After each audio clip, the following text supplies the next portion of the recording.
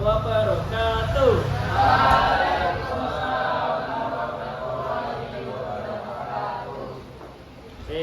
Tiga stase ya. Analisis study model ini nanti ada metode con, corpus, Howes. Terus habis itu cetak sama satu lagi radiogram. Sini dulu diperhatikan.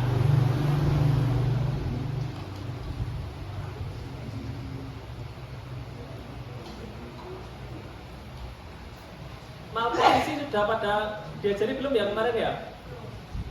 Mesioversi, mesiolabio, dan lain sebagainya. Kemarin diajarkan nggak ini?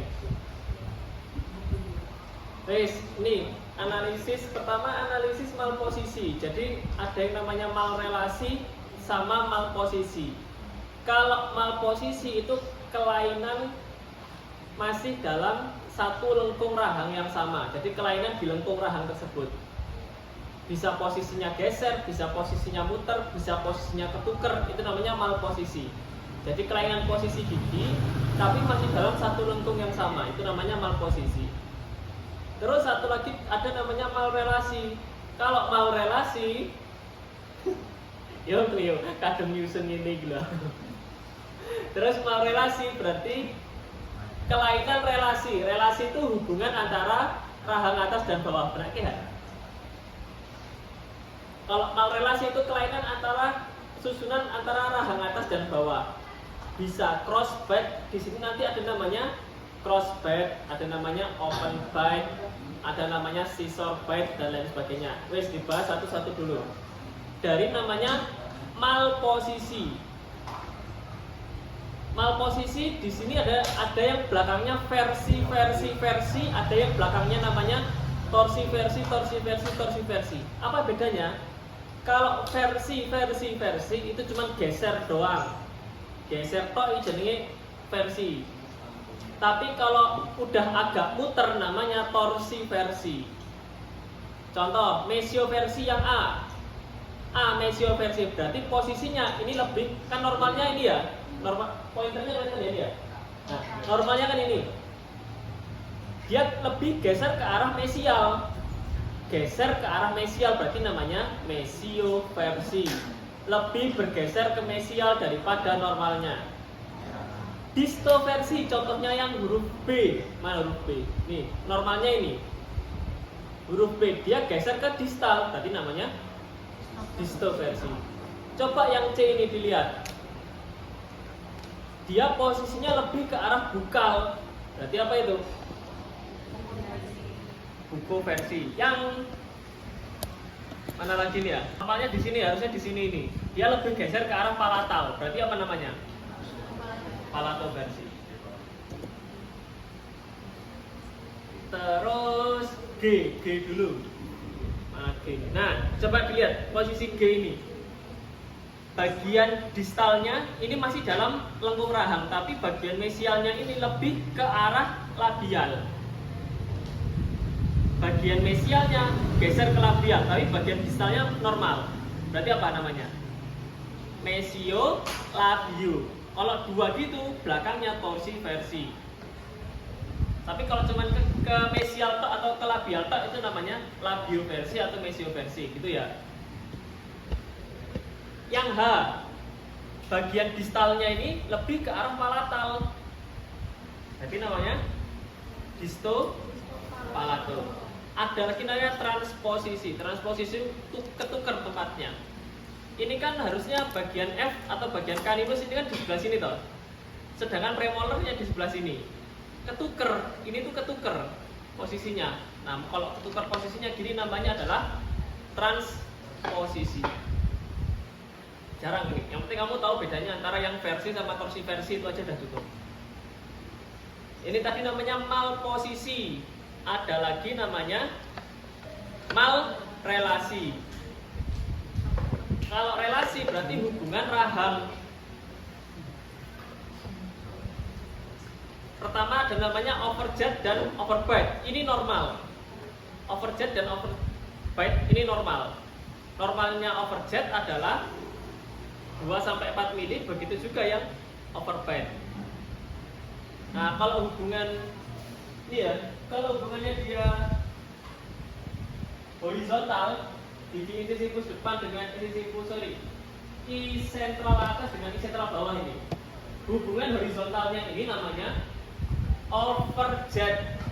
Kalau horizontal overjet. Tapi kalau vertikal dari titik kontak isi sifus atas sampai insisalnya sini, ini namanya overbite.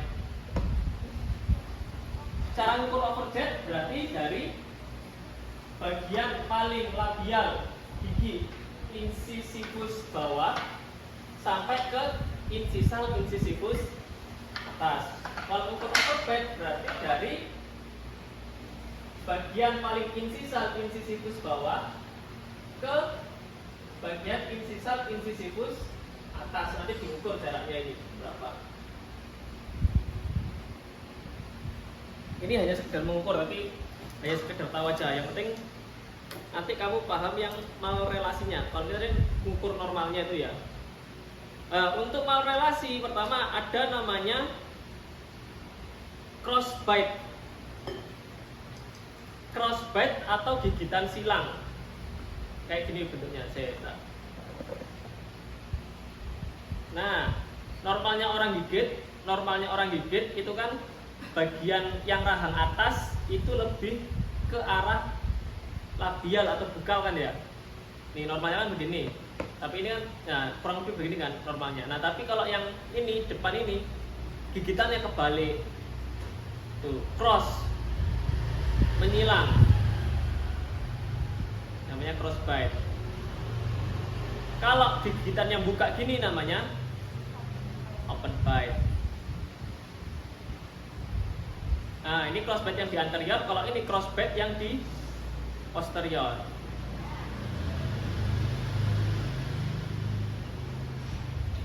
Ada lagi namanya scissor bite.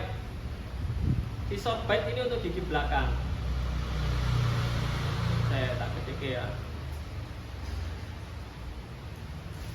Nah, ini coba diulang. Kalau ini crossbite, jadi kalau gigi rahang gigi posterior, yang rahang atasnya kan harusnya lebih ke bukal, yang ini lebih ke lingual, baru kontak kan. Kalau gigitannya kebalik tapi belum sepenuhnya, ini namanya crossbite. Tapi kalau sudah hilang, sudah bersilang nggak nyatu gini, ini namanya scissor bite.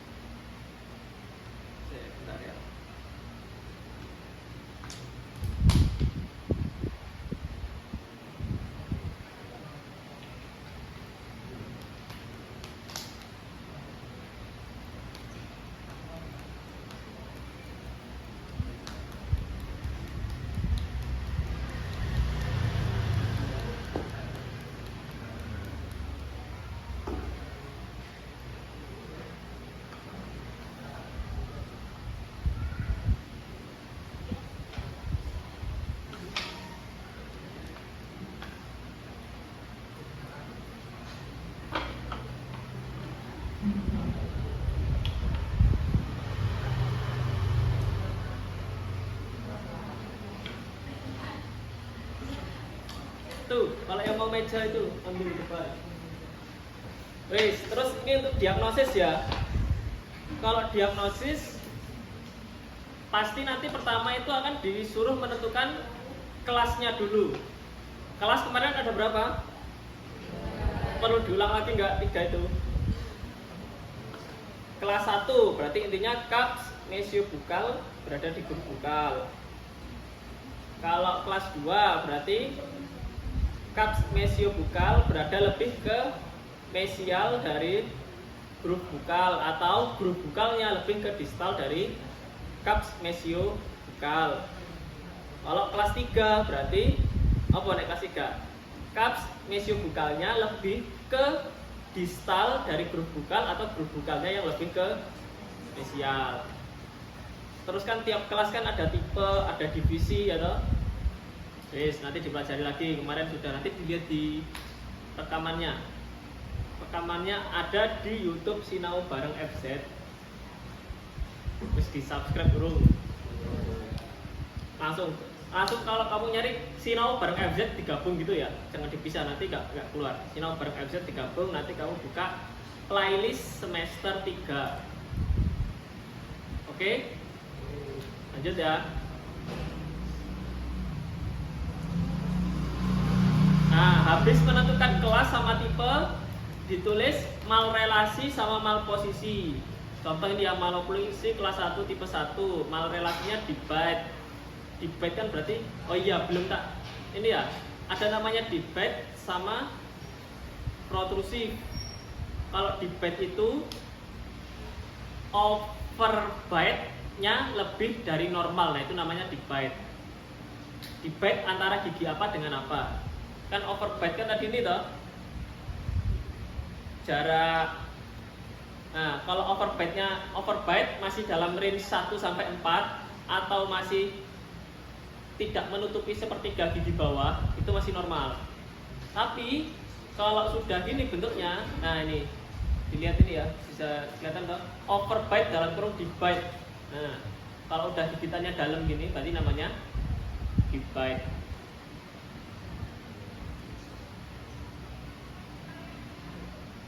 Terus divide antara gigi apa dengan apa disebutkan. Terus mal posisinya apa disebutkan. Habis itu disertai bad habit. Bad habitnya apa? Kalau tidak ada bad habit ya sudah, tidak usah dituliskan. Ini untuk menentukan diagnosis dari analisis studi model biasanya. Ini hanya gigi loh ya, diagnosis yang berdasarkan gigi. Nanti ada lagi kalau kamu sudah semester atas tuh cefalo, nanti berdasarkan hubungan rahang atas dan bawah itu ada diagnosisnya sendiri. Hubungan berdasarkan hubungan skeletal itu nanti ada sendiri. Kalau ini semester ini berarti semester 3 ini kamu cukup diagnosis yang model studinya aja. Oke, metode yang pertama. Nanti di sini kalian ada 5 pon, korpos, bawes, terus ALD. ALD itu ada yang per segmen itu metodenya Lundstrom, sama yang dalam bentuk lengkung. Pakai lengkung itu yang metode Lenz. Nah, satu-satu ya, diperhatikan ya. Metode pon. Jadi kalau metode pon itu adalah untuk mengetahui pertumbuhan dan perkembangan rahang ke arah lateral. Ya, pon itu untuk mengetahui pertumbuhan dan perkembangan rahang ke arah lateral, ke samping. Saya jelaskan secara garis besar dulu ya. Intinya lengkung rahang secara ke arah lateral itu dilihat dari pon. Apakah dia sudah sesuai dengan idealnya atau lebih besar atau lebih kecil? Itu pon. Kalau Korkaus, dia melihat pertumbuhan lengkung rahang ke arah antero-posterior. Apakah terlalu maju atau terlalu mundur dari nilai normalnya. Nah, kalau pon tadi, kalau dia lengkungnya itu lebih besar daripada normal, berarti namanya, interpretasinya berarti mengalami distraksi. Kalau lebih sempit, berarti namanya kontraksi. Taunya lebih sempit atau lebih kecil, taunya lebih sempit atau lebih lebar, itu dilihat dari dibandingkan antara hasil pengukuran, kamu ngukur lengkung rahang adanya seberapa, dibandingkan dengan hasil kamu menghitung pakai rumus pon. Kalau hasilnya nanti positif, berarti lengkungnya ini kelebaran, berarti namanya distraksi. Kalau lebih sempit berarti namanya kontraksi. Ini secara sederhana dulu ya, ini pon. Kalau Korkos, ini adalah untuk mengetahui pertumbuhan lengkung rahang ke arah antero posterior. Caranya gimana? Nanti diukur 4 incisivus RA, dicocokkan di tabel dapat berapa, plus diukur adanya berapa. Ukurnya korkos, dicari jarak inter P dulu, kamu bikin garis antar interpremolar, terus ditarik ke bagian paling labial interdental incisivus atas. Nah, hasil pengukuran dibandingkan dengan hasil perhitungan yang di tabel tadi. Kalau terus diselisihkan, kalau hasilnya plus berarti ya kemajon. Kemajonnya apa? Terlalu maju atau terlalu protrusif. Namanya kalau di sini mengalami protraksi. Kalau kemunduran berarti namanya retraksi. Tapi kalau pon itu distraksi sama kontraksi. Kalau korkos protraksi sama retraksi. Nah, kalau Howes di sini ada tiga yang dihitung di sini. Pertama, sebelum interpretasi kamu ngitung indeks fossa canina sama indeks premolar. Habis dapat 2 itu, nanti yang diinterpretasikan di sini adalah dari ini dulu. Dari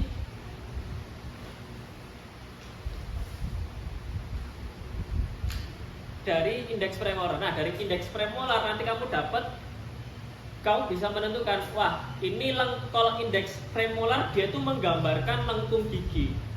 Kalau indeks fossa canina dia menggambarkan namanya lengkung basal. Apa itu lengkung gigi dan lengkung basal? Ini kan gambarnya nanti tahannya kan muter bentuk U atau parabola ini ya. Nah, lengkung yang di atas ini yang ada giginya berarti namanya lengkung gigi. Kalau lengkung basal, ya lengkung yang berada di bawahnya akar gigi itu namanya lengkung basal. Nah, dari indeks premolar atau indeks premolar dia akan menggambarkan apakah lengkung gigi ini cukup untuk menampung seluruh gigi, cukup atau enggak. Nah, itu indeks premolar. Kalau indeks fossa canina dia menggambarkan lengkung basalnya, apakah lengkung basalnya ini cukup enggak buat menampung seluruh gigi-gigi. Baru nanti terakhir dibandingkan antara membandingkan antara indeks fossa canina dan indeks premolar. Dibandingkan siapa yang lebih besar, siapa yang lebih kecil. Kalau misalkan indeks premolarnya lebih besar, berarti kira-kira gimana? Lengkung mana yang lebih besar? Lengkung gigi lebih besar daripada lengkung basal atau lengkung basal lebih besar daripada lengkung gigi? Kalau indeks premolarnya lebih besar, lengkung giginya lebih besar. Sementara lengkung basalnya lebih sempit. Bisa dibayangkan nanti bentuknya jeber. Mudeng jeber. Jeber ini namanya adalah inklinasi giginya nanti akan menyebar. Nah, kalau menyebar itu namanya divergen. Nah, makanya tadi kalau indeks premolarnya lebih besar daripada indeks fossa canina, lengkung inklinasi gigi menyebar ke arah oklusal. Nah, berarti kalau sudah melebar ke arah oklusal, menyebar gitu, tidak boleh diekspan, tidak boleh dilebarkan lagi. Tapi kalau indeks fossa canina lebih besar daripada indeks premolar, berarti gimana? Lengkung basalnya yang menampung gigi itu lebih besar daripada lengkung giginya. Otomatis inklinasi giginya akan mengerucut atau mengumpul. Itu kalau mengumpul namanya konvergen. Nah, kalau mengumpul gini berarti harus diindikasi untuk dilakukan expand, dilebarkan. Kurang lebih begitu, nanti saya bahas detailnya. Ada Nance sama Lundstrom. Ini intinya adalah menentukan ruangannya ini kelebihan atau ruangannya ini kurang. Wis gampangannya gitu. Kalau hasilnya positif artinya berarti kelebihan ruang, berarti susunan giginya renggang. Kalau hasilnya negatif dia kekurangan ruang, otomatis susunan giginya berjejal. Wes, kita bahas satu-satu ya. Dari metode PON. PON tadi untuk tahu apa? Pertumbuhan dan perkembangan ke arah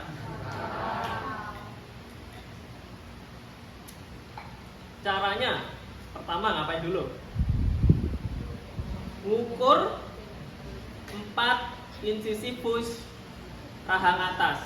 Patokannya itu ya, mau PON dan satunya jenenge korkos.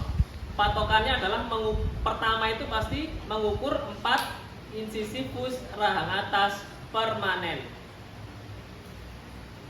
Sudah diukur, dapat nilai sekian. Habis itu ngukur jarak premolar, ngukur jarak P1 kanan dan kiri. Titiknya di mana? Di cekung distal. Habis itu di sini yang dinilai 2. Yang bagian premolar dan bagian molar. Kalau bagian molar ngukur molar kanan kiri, titiknya di mana?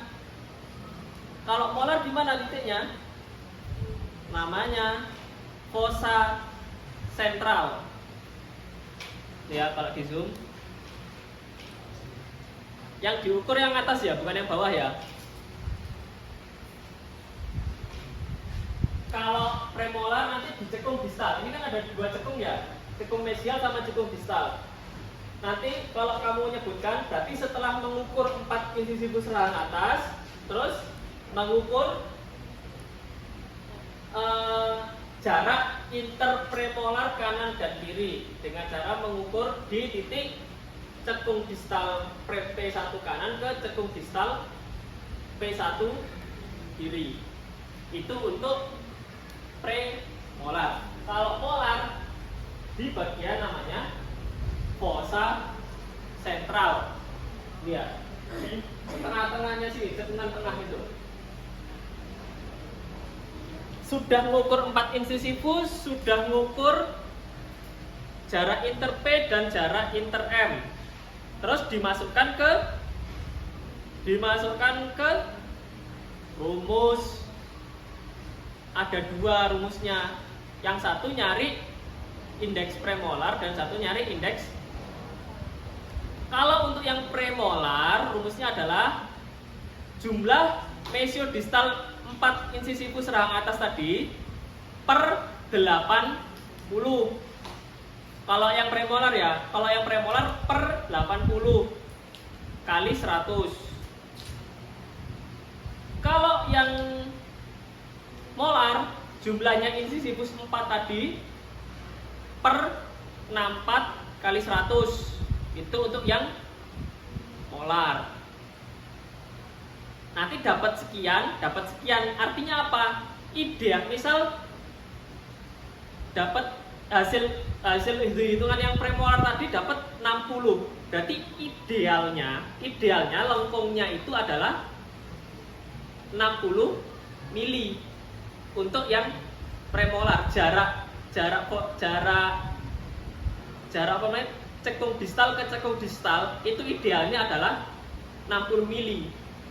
Begitu juga yang molar, misal yang molar dapat 80, berarti ya jarak inter M-nya idealnya adalah 80. Nah, nanti dibandingkan. Terus habis itu dibandingkan yang premolarmu, hitung-hitunganmu dapat berapa? Misal hitung-hitungan premolarmu tadi dapat nilai 84. Berarti nanti adalah hasil pengukuran dikurangi dengan hasil perhitungan. Pengukuranmu tadi dapat 84. Di realitanya 84. Sedangkan hasil perhitungan itu menandakan normalnya itu idealnya itu bukan 84 tapi harusnya 80. Berarti hasil pengukuran dikurangi dengan hasil perhitungan. Kira-kira hasilnya plus atau minus mau? Plus 4. Berarti interpretasinya adalah pertumbuhan dan perkembangan lengkung rahang ke arah lateral pada regio premolar mengalami distraksi sebesar 4 mili. Terus kalau misalnya yang molar gimana? Misalnya tadi molarmu hasil pengukurannya dapat 85, misal hasil pengukurannya dapat 85. Kemudian, hasil perhitungannya tadi dengan rumus dapat tadi berapa saya bilang? 80 ya. Hasil perhitungannya dapat 80, kemudian kamu ngukurnya dapat 85. Berarti di situ ada kontraksi apa distraksi? Hasil ngukurnya 80. Hasil ngukurnya ya, hasil menghitungnya menggunakan rumus dapat 80. Hasil ngukurnya di realitanya dapat 85. Berarti kan dia lebih besar toh lengkungnya lebih lebar daripada idealnya. Idealnya tadi melalui rumus harusnya normalnya ini adalah 80, tapi kamu ngukurnya dapat 85. Berarti distraksi sebesar 5 mili. Tuh.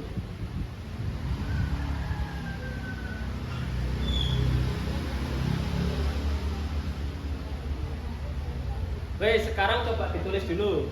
Kita coba tak.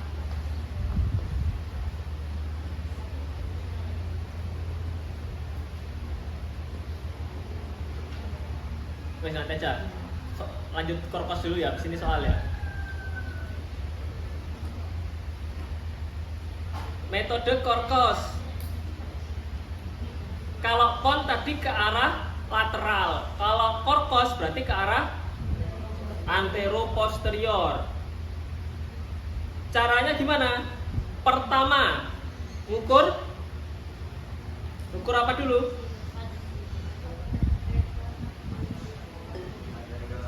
Empat gigi incisivus anterior, rahang atas. Ingat ya, 4 incisivus permanen rahang atas.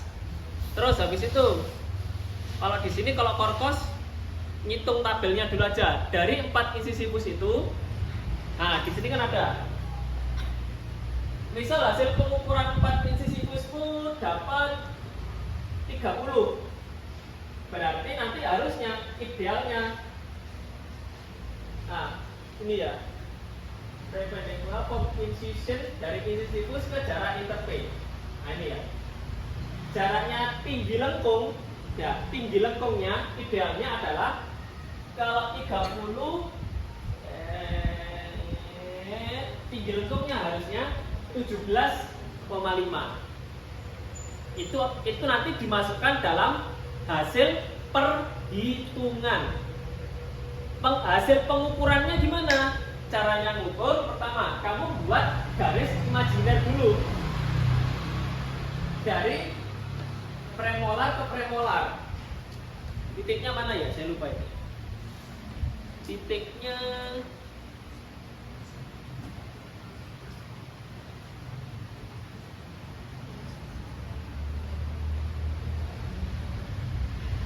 nggak disebutkan. Balik lagi. Pertama, tadi kan kalau perhitungan kan gampang kan ya, tinggal kamu ngukur 4 incisivus, terus dicocokkan ke tabel. Kalau pengukuran, ini pertama kamu buat garis imajiner dulu dari cekung distal ke cekung distal. Seret, kamu garis dulu ya. Pakai busur biasanya, pakai busur. Belakangnya busur itu ya. Wes, kamu tapak dulu di sini. Terus kamu ukur dari garis ini, garis busurnya tadi ke bagian labial. Bagian interdental incisivus sentral paling labial. Dapatnya berapa? Nanti baru dicari selisih antara hasil pengukuran dikurangi dengan hasil perhitungan. Kalau misalnya hasil perhitungan di tabelnya dapat tadi berapa? 17,5. Terus hasil kamu mengukur tinggi lengkungnya ini tadi dapat misalnya 18.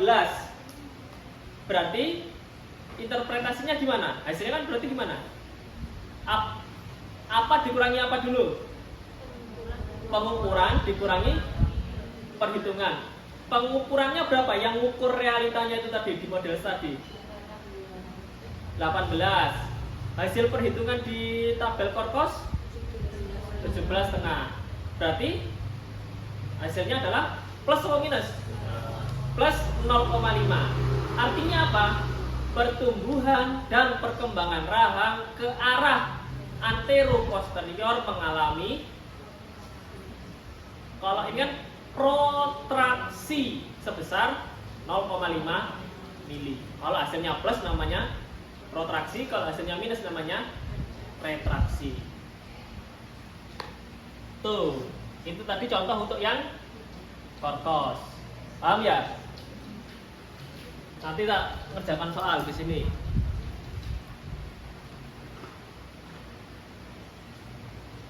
Sekarang yang Howes.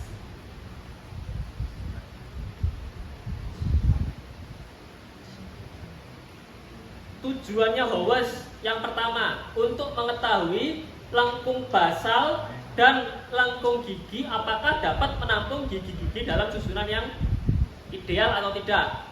Itu tujuan pertama. Tujuan yang kedua adalah mengetahui dia ini dapat diekspan atau enggak. Nah, itu adalah tujuan dari metode Howes. Jadi tadi kalau metode Pond tujuannya adalah untuk mengukur pertumbuhan ke arah lateralnya lebih besar atau lebih kecil daripada normal. Kalau Korkos untuk mengukur pertumbuhan ke arah anteroposterior, apakah dia lebih besar daripada normal atau tidak. Kalau Howes, pertama dia melihat apakah lengkung basalnya cukup, apakah lengkung giginya cukup, apakah dia dapat diekspan atau tidak. Itu untuk yang Howes. Caranya gimana? Nah, di sini ada dua yang diukur, indeks premolar dan indeks fossa canina. Sebelum ke indeks premolar dan fossa canina, kita harus ukur-ukur dulu. Apa saja yang perlu diukur? Pertama, ukur mesiodistal, mesiodistalnya M1 ke semuanya. Jadi Howes itu ukur mesiodistal M1 dari M1 kanan ke M1 kiri, tapi muter gini, semuanya diukur mesiodistalnya. Kemudian dijumlahkan. Itu ya. Itu mengukur pertama kali di metode Howes. Terus ukur apa lagi? Ngukur jarak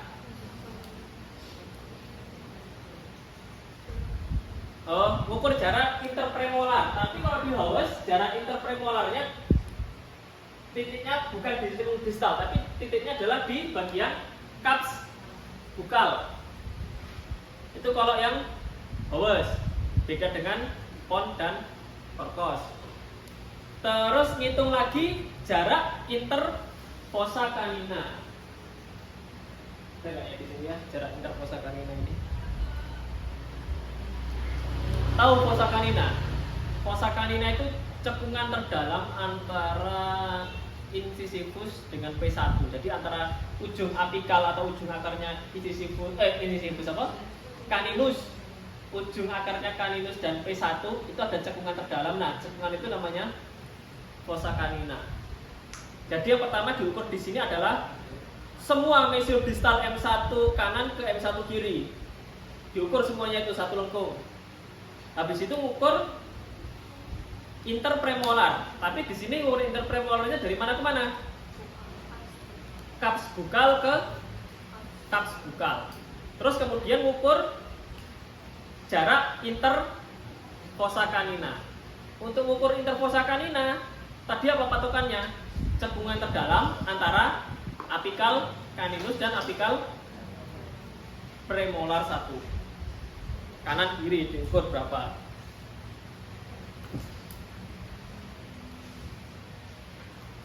Nah, baru kita mengukur indeks fossa canina dan indeks, saya kok mengukur, menghitung indeks fossa. Bedakan ya antara saya bilang menghitung dan mengukur. Intinya kalau menghitung ya wes di rumus ataupun di tabel. Menghitung itu di rumus kalau nggak di tabel. Tapi kalau saya bilang ngukur, ya berarti kamu ngukur di model tadi, realitanya. Kalau menghitung itu adalah untuk mengetahui idealnya atau normalnya segini gitu. Wes, sekarang menghitung indeks fossa canina. Saya bilang menghitung, berarti menggunakan rumus. Menghitung caranya gimana kalau indeks fossa canina? Pertama, jarak interfossa caninanya, jarak interfossa canina per mesiodistal M1 dikalikan 100. Kalau indeks premolar berarti jarak P1 ke P1 pada bagian apa tadi kalau P1 ke P1? Kaps bukal per mesiodistal M1 kali 100. Itu berarti kan kamu dapat perhitungannya dapat sudah, dan sebelumnya kamu sudah dapat pengukuran. Sorry dek. Kalau fossa canina nanti ini dalam bentuk persen. Nah, dari persentasenya tadi baru disimpulkan ini dapat menampung atau tidak. Nah, interpretasinya dari perhitungan ini, pertama indeks premolar. Kalau hasil indeks premolarmu lebih besar daripada 43%, berarti kalau premolar tadi menggambarkan apa? Premolar menggambarkan lengkung gigi. Kalau lebih besar daripada 43, kesimpulannya adalah lengkung gigi dapat menampung gigi-gigi dalam susunan yang ideal. Kalau kurang dari 43%, berarti lengkung gigi tidak dapat menampung gigi dalam susunan yang ideal. Kalau fossa canina itu patokannya adalah 44%. Lebih dari 44% berarti lengkung apa? Basal dapat menampung gigi-gigi dalam susunan yang ideal. Kalau 37 sampai 43 meragukan, berarti tidak dapat menampung gigi dalam susunan yang ideal, dalam kurung meragukan antara dicabut atau di-expand. Kalau kurang dari 37 berarti dicabut, harus dicabut salah satu giginya untuk mencari ruangnya.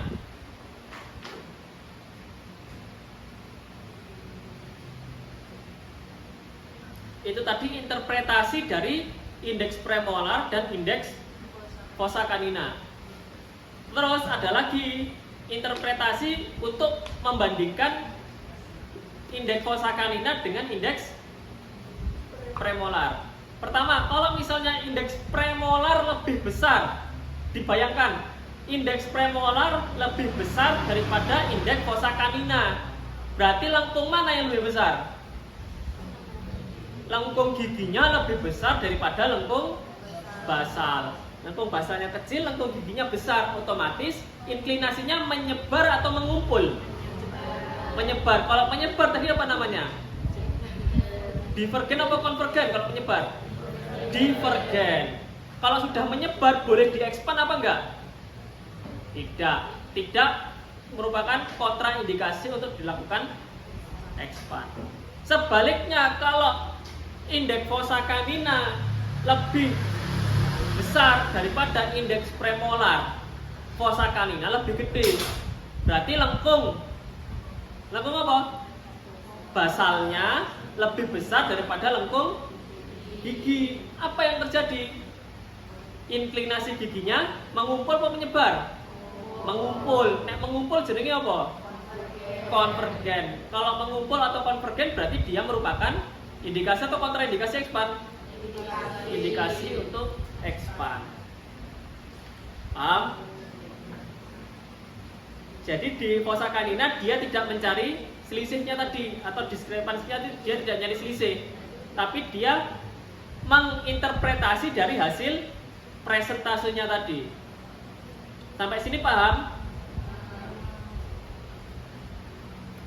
Soal dulu.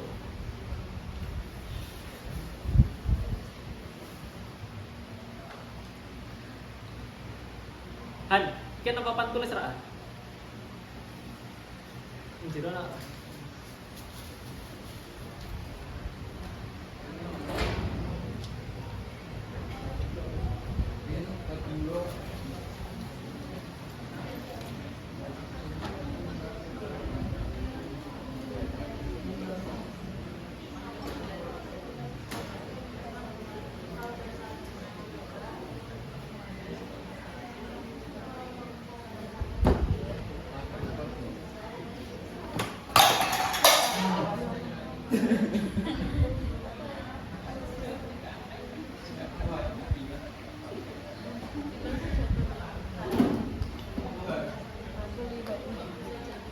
Ada yang bawa tisu nggak?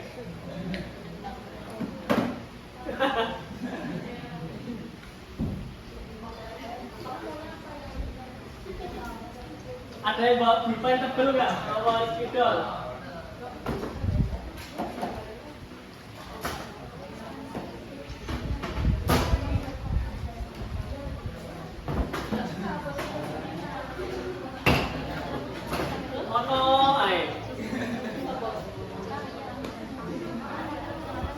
Ada yang bawa pulpen versi dulu.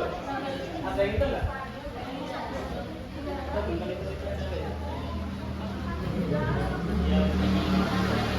Sepidol kecil apa enggak? Sepidol kecil, segawa. Pulpen tebel, pulpen tebel.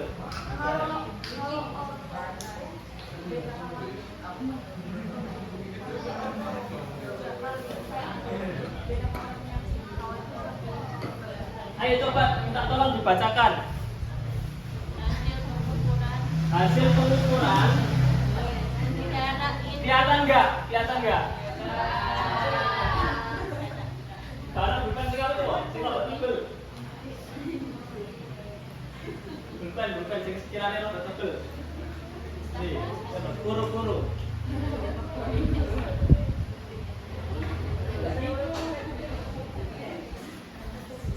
Nah ini kelihatan nih? Ah ya wes.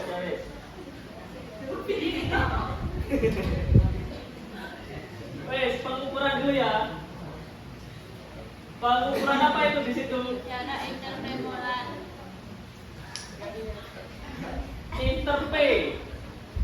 Interpe-nya berapa? 40 mm.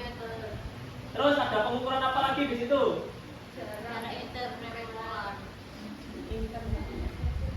Perhitungan atau pengukuran?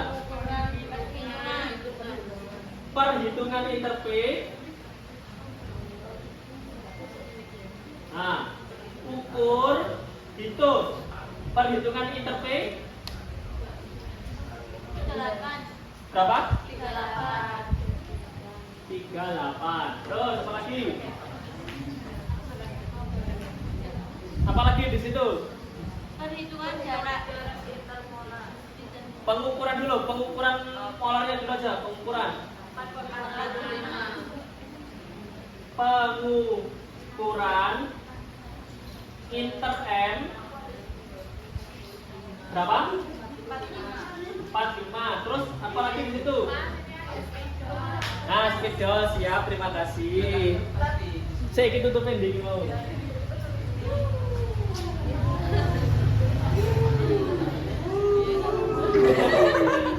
Kok bisa tidur? Terus apa lagi perhitungan inter M? 42. Ya maju. Kilo gini dari bawah.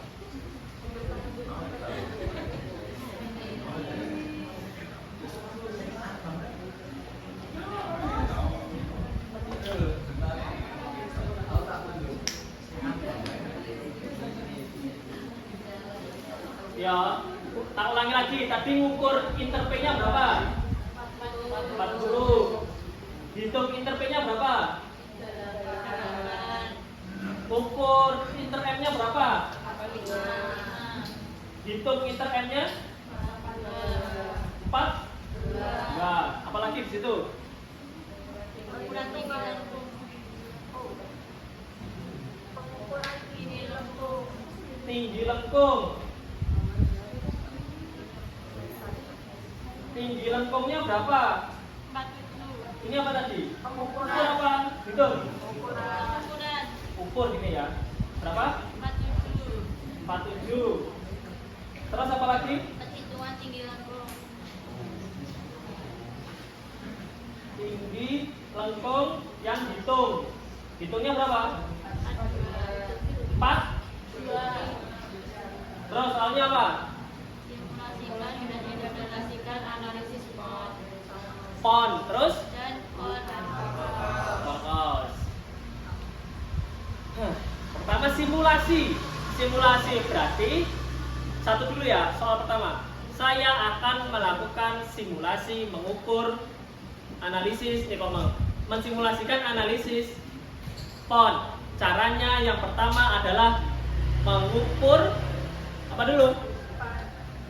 Ini dulu nggak? Ini dulu nggak? Terakhir kan ini. Ukur pertama adalah mengukur 4 insisifus rahang atas. Kemudian setelah didapatkan hasilnya, keempat insisifus rahang atas dimasukkan ke rumus PON untuk mencari yang premolar dulu ya pertama ya. Untuk mencari kok tutup hilang ini?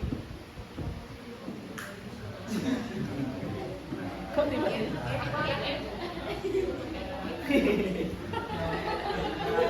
Wes lanjut. Habis ngukur insisifus 4 insisifus, terus 4 insisifusnya tadi diapain? Dimasukkan ke rumus untuk mencari indeks P. Indeks P yang PON ya tapi ini ya. Dengan cara apa tadi rumusnya? Indeks P apa rumusnya ini tadi? Mesio distal insisifus. Kamu sampai sebutkan walaupun di sini nggak ada ya. Disebutkan mesio distal insisifus per 80. kalau premolar per 80 kali 100 dapat berapa tadi per hitungan apa ukuran ini nanti maksudnya? Per hitungan indeks P-nya dapat 38. Terus habis itu ini selesaikan dulu ya yang urusan premolar diselesaikan dulu ya. PON bagian premolar kita selesaikan dulu. Habis itu dicari. Nah itu mati toh. Biar mati nanti ya. Jangan di stop record Bu. Enggak. Ya. Tadi perhitungannya dapat berapa tadi perhitungan? 38. Kemudian saya mengukur jarak inter P. Patokannya apa pengukuran jarak inter P-nya? Cekung distal ke cekung distal pada premolar kanan dan kiri P1 ya. Nah, hasil ukurnya dapat berapa? Hasil ukurnya dapat 40. Kemudian saya mencari selisih antara hasil ukur dikurangi hasil hitung. Ukur dikurangi hitungnya berapa? 40 dikurangi 38 plus atau minus? Plus. Nah, ini ditulis, jangan lupa plus atau minus atau ditulis plus 2. Interpretasinya adalah distraksi distraksi sebesar 2 mili. Nah, tapi nanti interpretasinya kamu yang lengkap. Pertumbuhan dan perkembangan rahang ke arah lateral pada regio premolar mengalami distraksi ringan sebesar 2 mili. Urusan premolarnya selesai. Kemudian kamu pindah ke urusan yang molar. Kalau molar gimana? Berarti pertama masukkan ke rumus indeks M. Indeks M berarti gimana rumusnya? Jarak mesiodistal 4 insisifus atas dibagi. Kalau premolar kan 80. Kalau molar, bener ya? Paling nggak ya bu? Bener ya, aku semangat ya. Hasil perhitungannya dapat berapa tadi? Oh iya, kali 100. Hasil perhitungannya dapat berapa? Hitungnya 42. Terus habis itu mengukur jarak intermolar. Jarak intermolarnya gimana? Cara patokan hitungnya? Pada fossa sentral, molar 1 atas ke kanan ke molar 1 atas kiri. Ukurnya dapat berapa ukurnya? 45. Ukurnya 45. Kemudian dicari selisihnya. Berarti hasil pengukuran dikurangi hasil perhitungan. Hasil ukurnya 45, hasil hitungnya 42. Berarti hasilnya piro? 45 dikurangi 42 plus 3. Berarti kesimpulannya apa?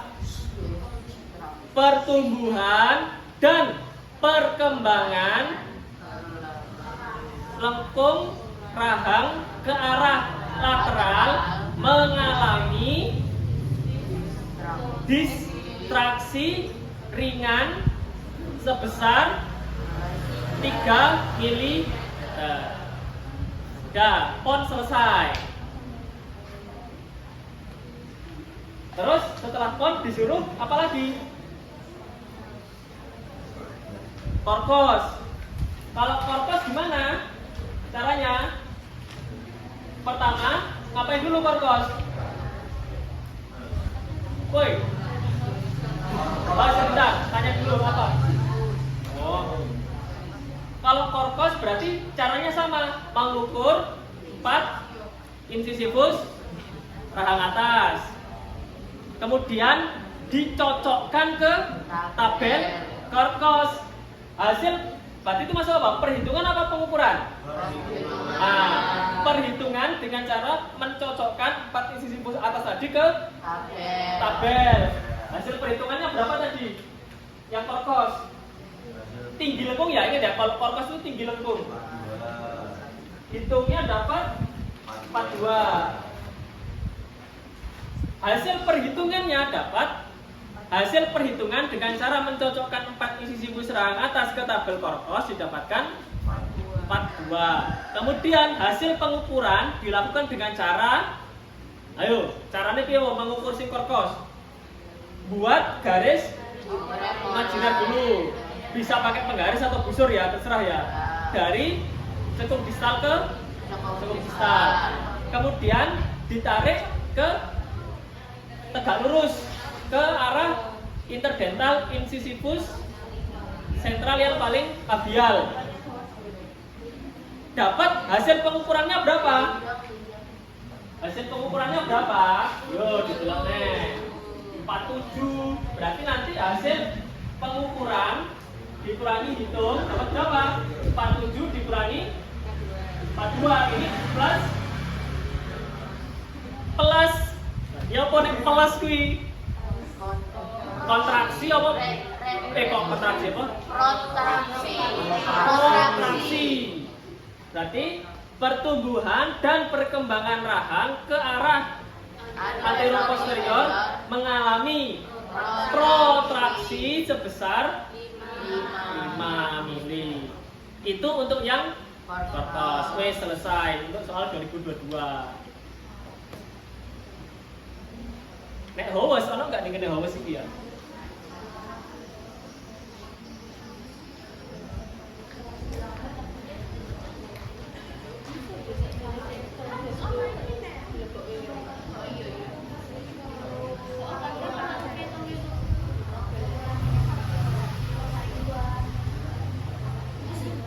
Wes lo, kalian nyatet sendiri loh. Ini aku kalau kamu suruh pulangnya aku juga lupa nih nulis apa yang tadi nih. Jadi itu penting mau. Oh itu.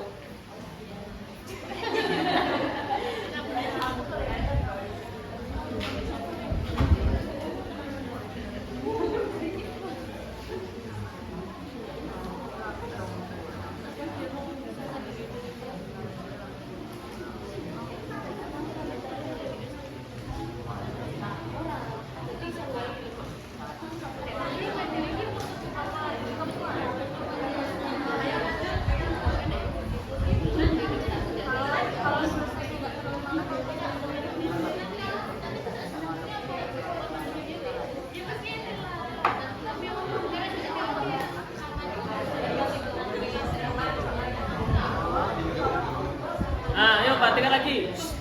Kalau di soal besok, kayaknya kamu nggak usah ngitung, biasanya sudah disebutkan hasilnya.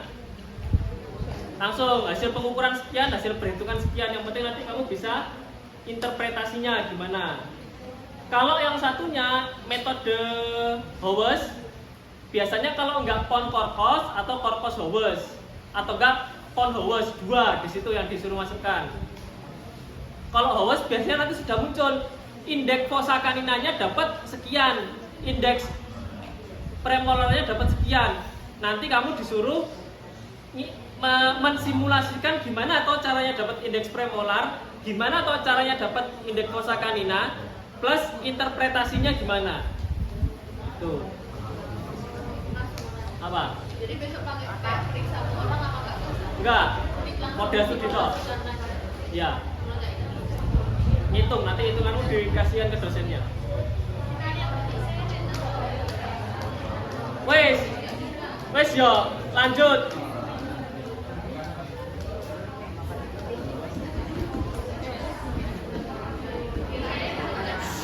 Wih, pahami. Lanjut ALD ya. ALD ada dua analisis Nance sama analisis Lundstrom. Kalau Nance berarti pakai kawat buat lengkungnya ya.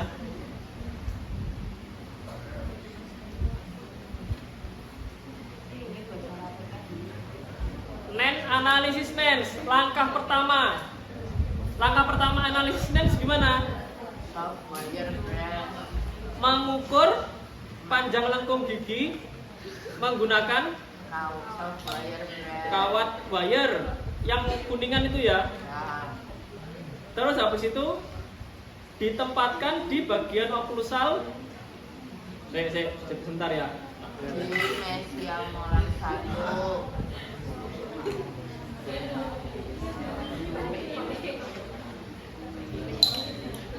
Lanjut. Wah, ada kutahin itu.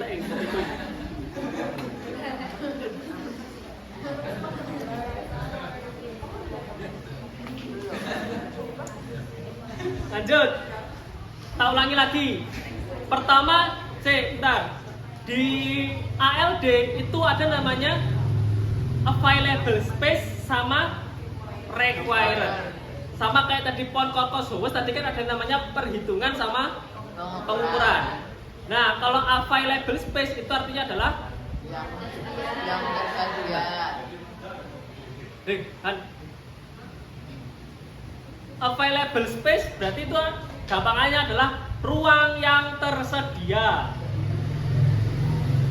Ruang yang tersedia.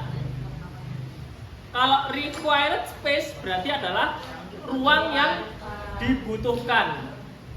Kalau pada metode Nance ya, ruang yang tersedia adalah yaitu yang diukur pakai kawat.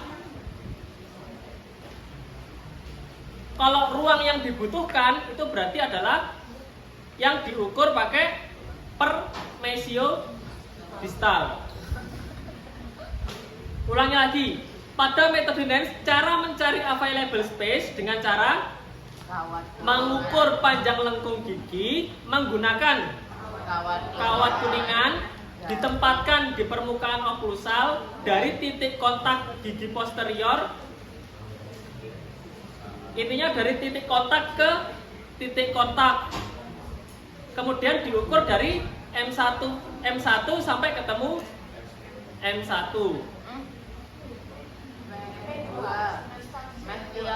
Oh ya, mesial M1 sampai atau kan distal P2 kalau mesial M1 kan sama. Intinya dari mesial M1 sampai ketemu mesial M1. Itu tadi apa? Available space. Kalau required space berarti mengukur mesio distal dari setiap gigi. Dari mesial M1 sampai ke mesial M1. Habis itu dicari apanya? Diskrepansi. Diskrepansi didapatkan dari apa? available space dikurangi required space. Kalau available space-nya lebih besar daripada required space, berarti nanti hasilnya Cukup plus. plus. Plus itu berarti menandakan apa? Cukup. Kelebihan Kelebihan. uang. Berarti susunan giginya renggang. Kalau kelebihan berarti renggang. Kalau satunya hasilnya negatif, berarti available space-nya lebih kecil daripada required space. Hasilnya negatif. Kalau negatif berarti kekurangan ruang. Kalau kekurangan ruang, susunan giginya crowding atau berjejal. Sekarang yang Lundstrom. Kalau Lundstrom, cara ngukur available space-nya gimana? Bagi 6 segmen. Dibagi menjadi 6 segmen. Tiap segmen terdiri dari 2 gigi. Kalau required diukur tiap mesiodistal sama. Intinya kita cuma antara si ALD Nance dengan Lundstrom ini hanya beda di available space. Kalau Nance available space-nya diukur pakai kawat tadi ya. Kalau Lundstrom ini dibagi 6 segmen. Diskrepansinya gimana nanti? Sama. Available dikurangi required.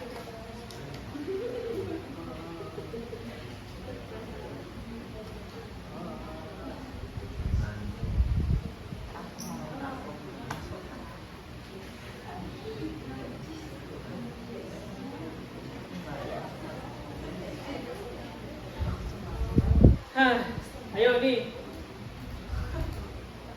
Wah, spidol hilang meneh iki. Bola.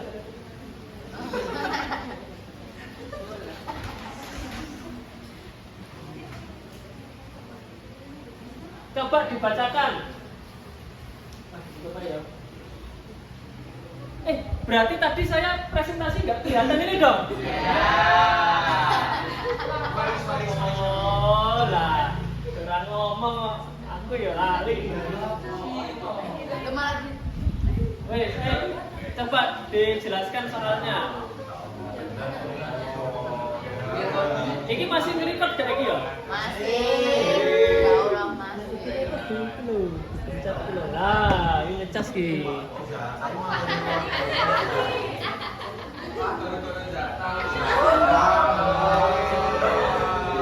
Oke. Ayo dibaca soalnya. Perempuan 18 tahun datang RSGM untuk merawat gigi yang tidak rapi, profil wajah lurus. Mas gimana mas? Katakan 2. Mana? Katakan 2. Ada nama.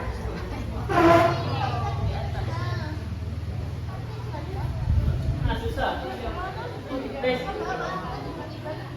Terus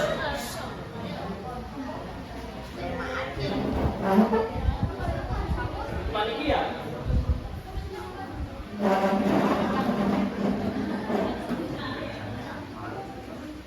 Sumpah kamu enggak ngomong.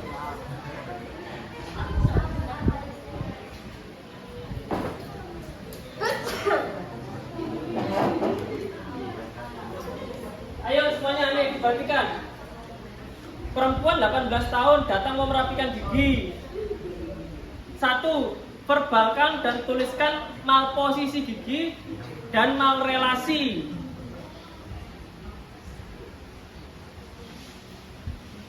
Yang saya dapat cuma foto bawahnya toh.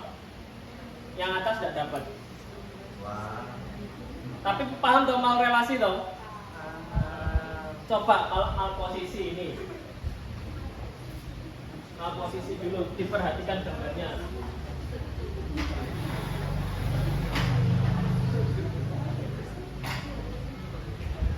Nih dilihat. Caranya melihat malrelasi adalah kamu harusnya ini ditapak ya dia. Kamu bikin di kertas mika, terus kamu tapak lengkung idealnya. Terus dilihat mana yang tidak sesuai dengan lengkung ideal. Coba di sini.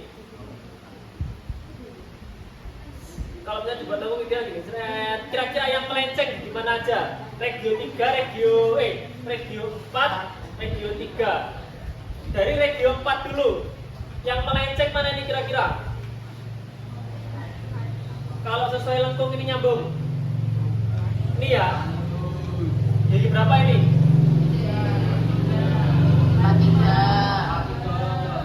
43. 43 mengalami apa ini kalau jadi namanya? Rotasi. Saya bisa aja bilang ini distolinguo atau saya bilang ini mesiolabio. Iya. Kenapa kok kamu bisa menyimpulkan itu rotasi?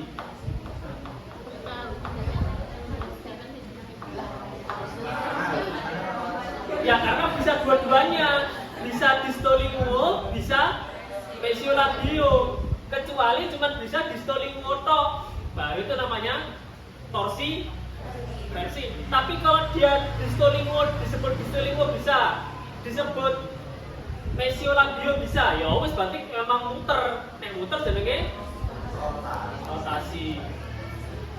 Terus mana lagi? Kira-kira yang di luar normal mana lagi? 41. Ini ya. Yang ini normal, ini sama ini normal. Ini yang di luar normal. Berarti apa ini namanya ini? 41. Ada belok-belok enggak? Apa satu arah doang? 41 linggo versi. Terus ini normal ya, satu lengkung ya. Ini agak mundur ke lingual. Berarti di berapa ini? 32. Linggo versi. Mana lagi? Ini bos. Iki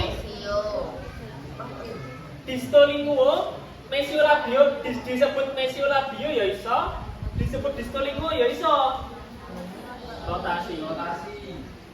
Patokannya ini kalau dibuat lengkung ideal, ini lengkungnya disambungin, ini lebih ke distal, yang ini lebih ke ini bagian distalnya lebih ke lingual, bagian mesialnya lebih ke labial. Dua-duanya ini keluar lengkung. Kalau dua-duanya ini keluar lengkung namanya rotasi. Tapi kalau salah satu masih di dalam lengkung ideal, berarti namanya torsi versi. Apalagi ini? Nah ini, harusnya kan ini lebih kebuka. Apa ini? Berarti di biro ini Pak? 34 sama 35. Lebih kebuka. Namanya apa? Versi. Yes. Setelah disuruh marulelasi sama malposisi apalagi ini perintahnya? Simulasikan pengukuran ALD metode Lundstrom. Lundstrom. Kalau Lundstrom caranya gimana Lundstrom? Sebentar. Di sini ada keterangannya ini, Bos.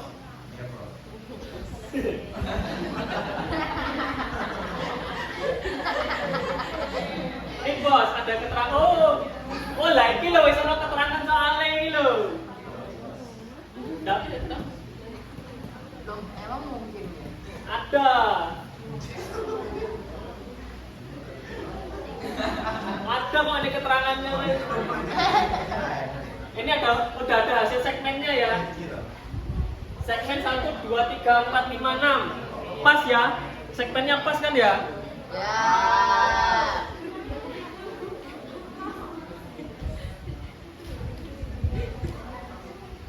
Oh. Ini tuh sudah diselisihkan. Ini sudah diselisihkan.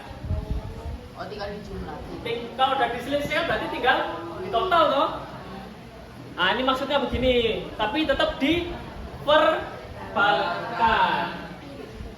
Kalau Lundstrom pertama nyari apa dulu? Nyari available Available space. available space pada metode Lundstrom Dibagi 6. caranya gimana? segmen. Membagi lengkung menjadi 6 segmen. Satu segmen terdiri dari 2 gigi. Terus diukur dari, nah ini ya, termasuk M1 permanen. Ya, segmen 1, segmen 2, segmen 3, 4, 5, 6. Terus mengukur jarak antar titik kontak tiap segmen. Segmen itu dibuat dari titik kontak ke titik kontak. Ini kan berarti dari titik kontak sini ketemu titik kontak ini, semuanya sampai ketemu titik kontak. Habis itu baru diukur tiap segmen. Nanti masukkan segmen 1, 2, 3, 4, 5, 6 required space. Ini sambil kamu buat tabelnya ya besok ya. Nanti kamu buat tabelnya. Oh sorry, ini berarti segmen untuk yang awal ini berarti segmen untuk apa ini? Apa? Yang dibagi per segmen itu untuk apa? Woi, available space. Available space segmen 1, available space segmen 2, dan seterusnya sampai segmen 6. Terus untuk required space berarti mengukur lebar mesiodistal tiap gigi. Terus dijumlahkan mesiodistal tiap segmen. Sama, tiap segmen cuman sendiri dijumlahkan mesiodistal. Sampai sini paham? Terus dicari selisih tiap segmennya. Segmen 1 berarti titik kontak gigi. Ini titik kontak antara gigi 36, titik kontak 3637 sampai titik kontak 3534. Tulis berapa? Ini kita pura-pura nggak tahu ya. Terus required space diukur satu-satu. Mesiodistal paling lebar, ingat ya? Mesiodistal paling lebar 36. Ini berarti 4 ya. Sorry, kalau 4 berarti kan ini kalau available space berarti titik kontak 46 dengan titik kontak 47. Terus yang ini berarti titik kontak 4 dengan 45. Ya toh? Jarak antar titik kontaknya ditaruh di segmen 1 available space. Kemudian required space. Kalau required space mesiodistal paling lebar dari 46 ditambah mesiodistal paling lebar dari 45, taruh di sini. Ternyata selisihnya adalah minus 0,25. Begitu juga di segmen-segmen yang lain. Diskrepansi ya udah, berarti selisihnya ini dijumlahkan. Selisih tiap segmen ini dijumlahkan semua, itu nanti jadi diskrepansi. Nah, di sini dapat diskrepansinya adalah minus 4,95. Artinya apa? Diskrepansi minus 4,95. Terdapat kekurangan ruang sebanyak 4,95 mili. Berarti susunan giginya berjejal. Benar nggak ini susunan giginya berjejal?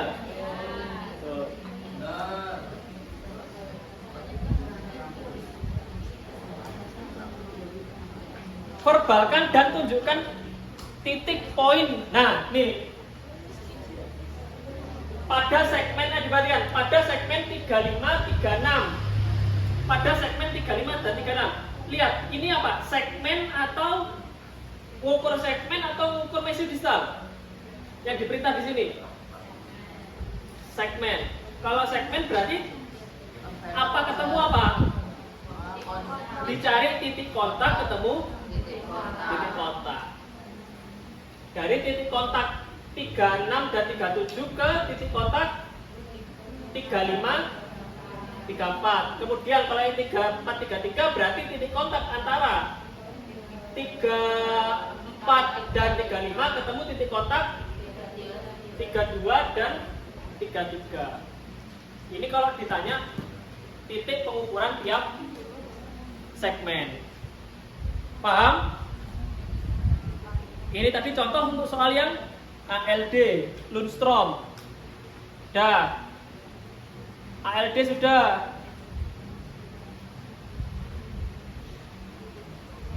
Lanjut. Maghrib jam berapa tuh?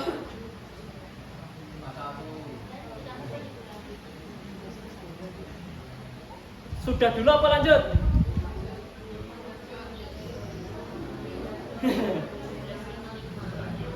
Maghrib 17.55.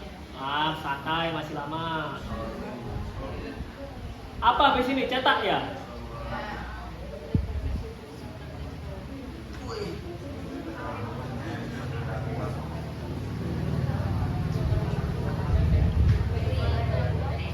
Alah, cetak maksud ada dijelaske. Nah, cetak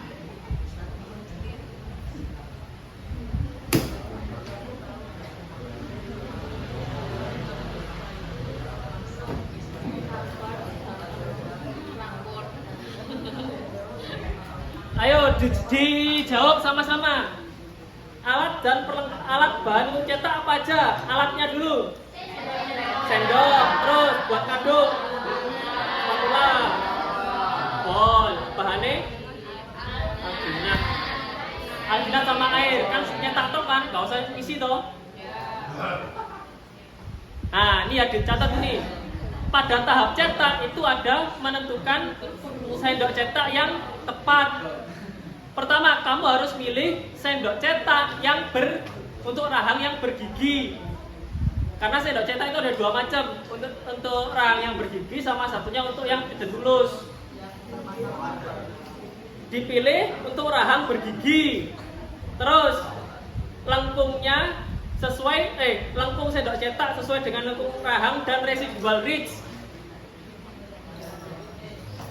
Sayap atau flanknya tidak terlalu lebar, kebukal dan lingual. Kalau panjang sendoknya kurang, berarti ditambahi lilin, base plate untuk membentuk lengkung belakang sendok cetak. Jadi pertama cetak itu, rame. Untuk menentukan, pertama itu menyiapkan perlengkapan cetak. Habis semuanya disiapkan, baru menentukan sendok cetak. Persiapan pasien dan operator. Ini harus disebutkan. Untuk operator berarti operator dalam keadaan bersih menggunakan APD, sarung tangan, masker biasa. Terus untuk pasien, persiapan pasien gimana? Posisinya pertama, pasien duduknya tegak ya. Ingat, nyetak itu pasien duduk tegak, hadap ke depan. Terus mulut pasien ketinggiannya seberapa? Mulut pasien antara bahu dan siku. Terus kemudian pasien diminta apa? Selama proses mencetak, nafasnya lewat hidung.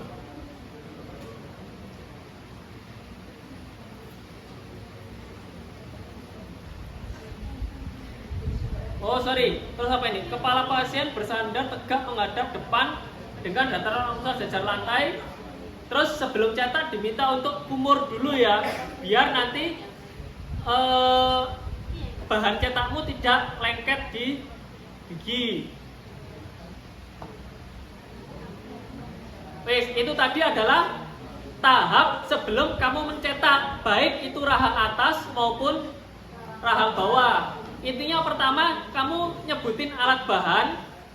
Terus tahap kedua try in sendok cetak. Tahap ketiga menyiapkan persiapan pasien dan operator. Kemudian baru cetak rahang atas dan cetak rahang bawah. Sebelum anatomi berarti cetak dulu ya. Ini untuk cetak rahang atas.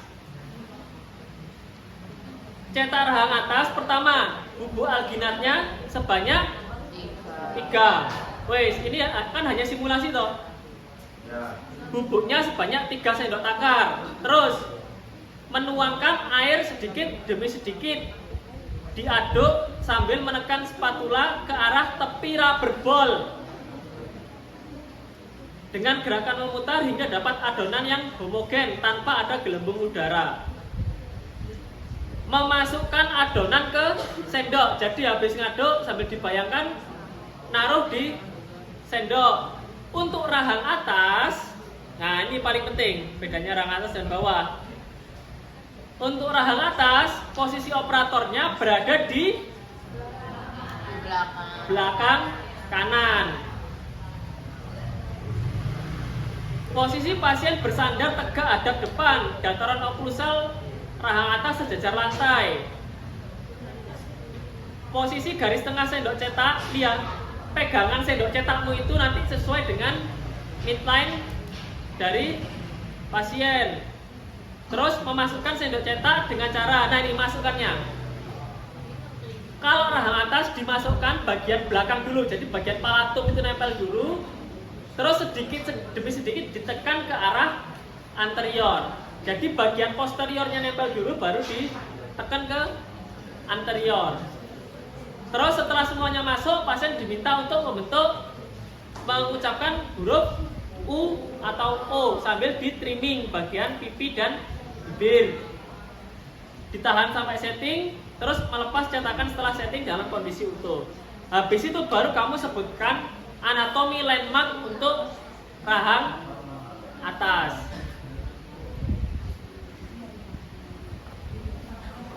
Apa saja anatomi landmark untuk rahang atas yang harus tercetak? Pertama, pasti harus jelas bagian gigi. Terus ada namanya ridge. Ridge itu tepi dari tulang alveolar. Apalagi terus sutura palatina mediana sama rugae palatina. Apa itu sutura palatina mediana? Ini kelihatan nggak ya? Kelihatan tulis ini ya. Sutura, masih ingat sutura ini apa? Jahitan atau persambungan ya. Persambungan yang bentuk jahitan. Nah, kalau di sini nanti ada kayak garis tengah gini. Garis tengah ini namanya sutura mediana palatina. Terus kalau rugae palatina, ya wis rugae yang bagian ngeliuk-ngeliuk ini. Apalagi terus? Ada fovea sama hamular notch.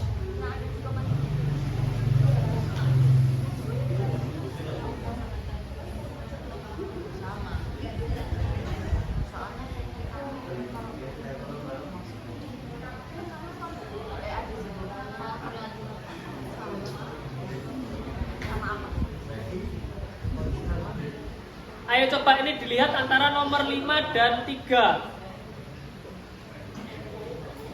Antara nomor 5 dan 3. Yang 3 itu apa namanya? Yang 3 itu tuberositas maksila. Kalau yang 5 cekungannya itu nanti ada cekungan namanya hamular notch.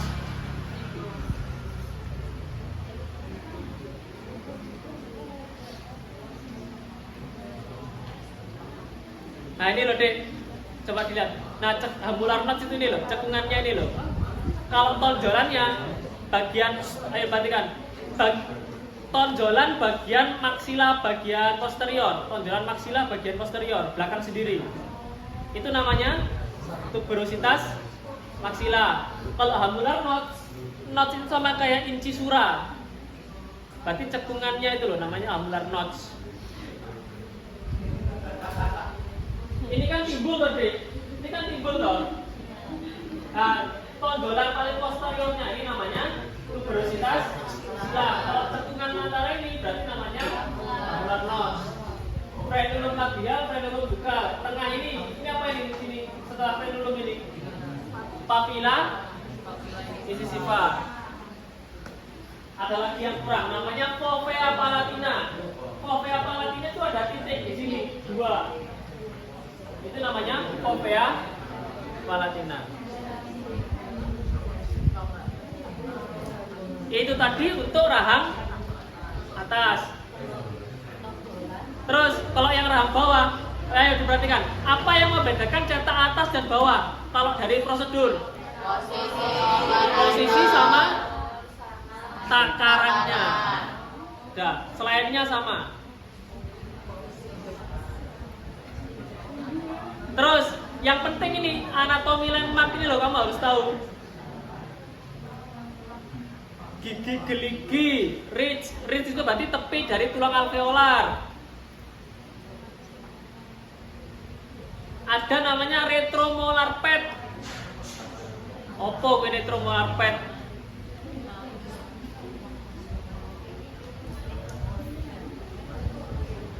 Retromolar pad itu gampangannya sama kayak tuberositas maksila. Retromolar papilla nggak usah, retromolar pad itu ya, intinya bagian mandibula paling belakang sendiri, paling posterior sendiri itu namanya retromolar pad. Terus linea obliqua interna dan eksterna. Ini dia. Ini kalau buat raba seret ini ke belakang sini. Ini namanya linea obliqua apa kalau yang nomor 7 ini? Kalau yang di dalamnya sini namanya linea obliqua interna. Frenulum bukal, frenulum labial. Ada lagi frenulum yang belum disebutkan. Wes, apa ya anatomi landmark? Terus untuk disebutkan lagi prosedur setelah cetak, apa aja di sini? Hasil cetakannya disiram dengan air, ditutup dengan kasa lembab. Terus intinya ini hanya diisi sesegera mungkin karena hanya bertahan dalam 15 menit, kalau enggak nanti mengkerut. Dah selesai. Ini untuk cetak. Intinya di sini adalah cetak itu penilaian paling banyak. Jangan lupa alat bahan disebutkan dulu. Alat bahan, try in sendok cetak, cara nyoba sendok cetaknya. Terus sama posisi pasien operator, habis itu prosedur cetak, anatomi landmark, sama hasil cetakan tadi dibilas sama ditutup kasa.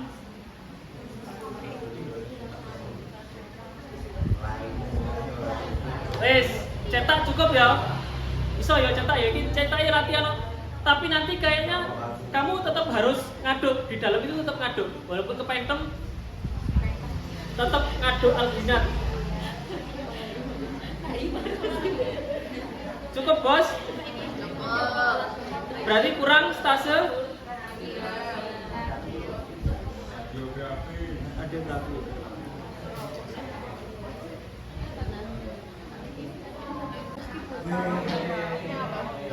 Ayo diulangi lagi penilaiannya ini. Pertama, objek tercakup di tengah radiograf. Berarti antara pertama itu harus kamu sebutkan untuk objek gigi sekian sudah tercakup di dalam radiograf. Terus dilihat dari area patologisnya. Area patologisnya tercakup atau terpotong. Itu yang disebutkan di bagian objek tercakup dan terletak di dalam radiograf. Yang disebutkan adalah tadi. Kemudian kontras, detail, dan ketajaman. Kontras itu berarti dapat dibedakan. Kontras terus kemudian detail, struktur anatomi dapat dibedakan.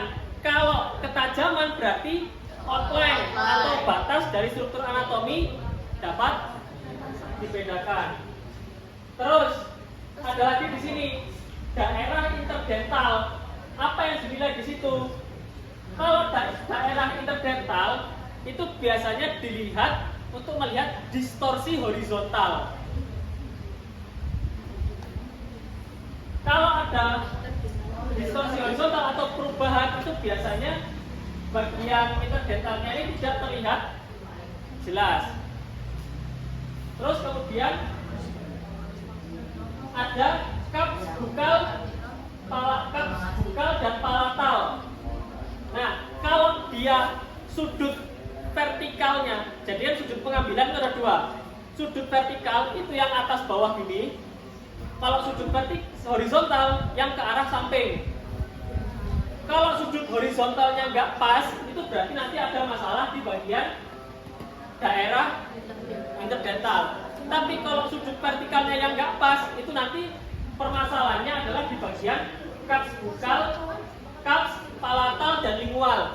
Kaps bukal palatal. Kalau sudut vertikalnya nggak pas, masalahnya ini di sini. Apa kata karakteristiknya? Kalau sudut vertikalnya ini kebesaran, yang harusnya segini, tapi ngambilnya dari atas ini, akan terjadi namanya apa? Sudut vertikal terlalu besar. Nanti giginya itu akan tampak lebih pendek. Ingat, sudut vertikal terlalu besar, berarti giginya akan terlihat lebih pendek.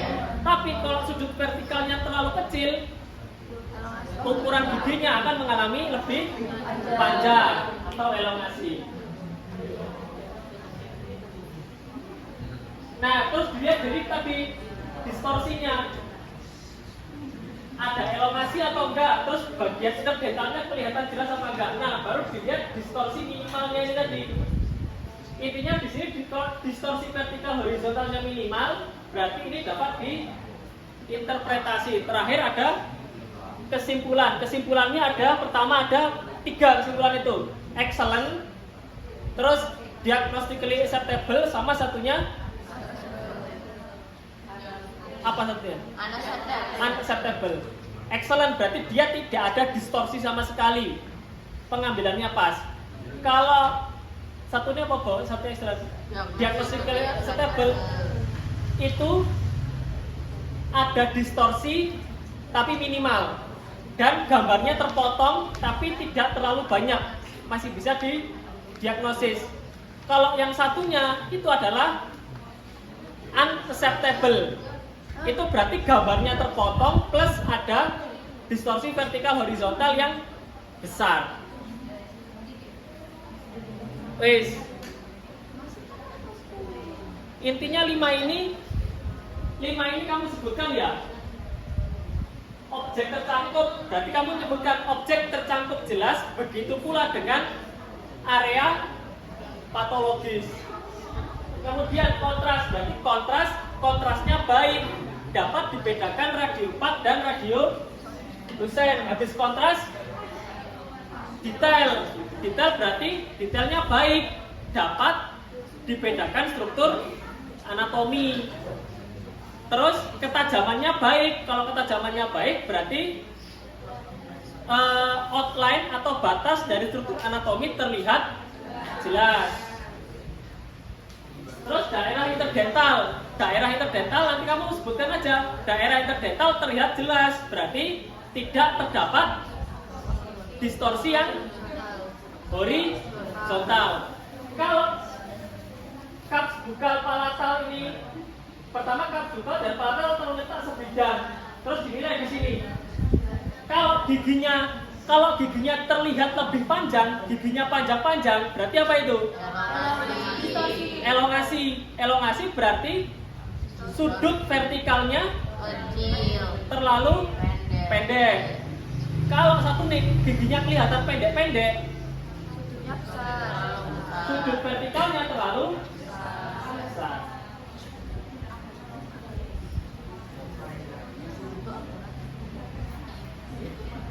Apa? Kita tanya dulu.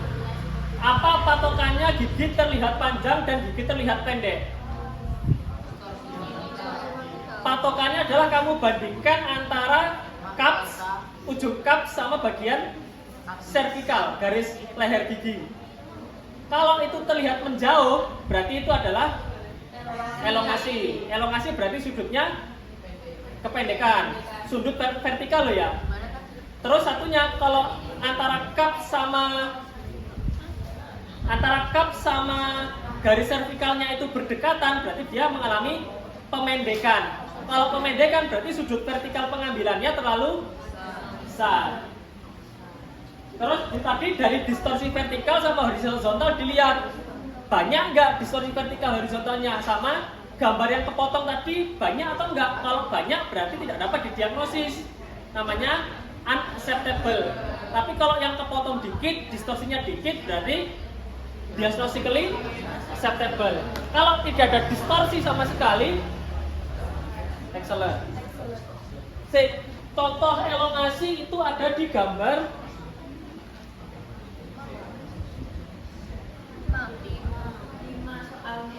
5 Ya, soal nomor 5. Coba dilihat itu soal nomor 5. Nah, itu kan antara bagian mahkota, ujung sisal mahkota dengan garis servikalnya terlihat menjauh kan ya? Itu elongasi. Terus contoh pemendekan itu ada di soal nomor 4. Contoh yang tidak tercakup ada di nomor 1. Itu adalah area patologis tidak tercakup. Contoh apa lagi nih ya?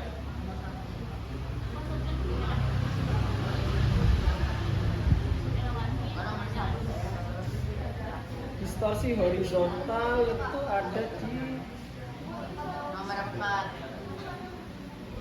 enggak, nomor 4 itu di vertikal. Ada di nomor 6. 6 ini apa? Oh ini. Distorsi horizontal. Nah, ya betul. Nomor 6 itu distorsi horizontal. Kenapa? Terlalu miring sehingga gambarnya kelihatan bertumpuk. Interdetailnya nggak kelihatan. Tuh. Itu kesalahan distorsi horizontal di nomor 6. Paham ya contoh kesalahannya ini ya? Wes, cuman itu tok radiografi, udah selesai. Oh, lagi teko. Wah. Diskon berarti Pak. Santai baik. Dah cukup ya?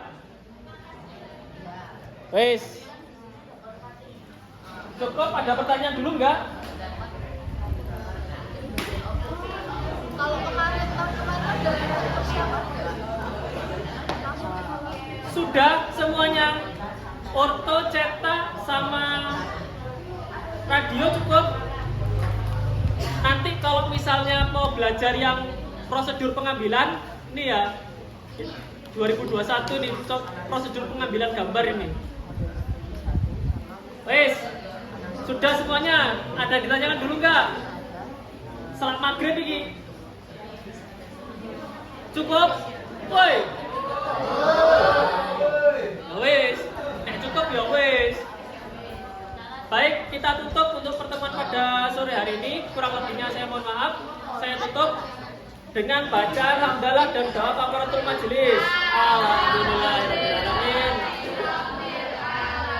Subhanakallahumma wa bihamdika asyhadu an la ilaha illa anta astaghfiruka wa atubu ilaik. Assalamualaikum warahmatullahi wabarakatuh.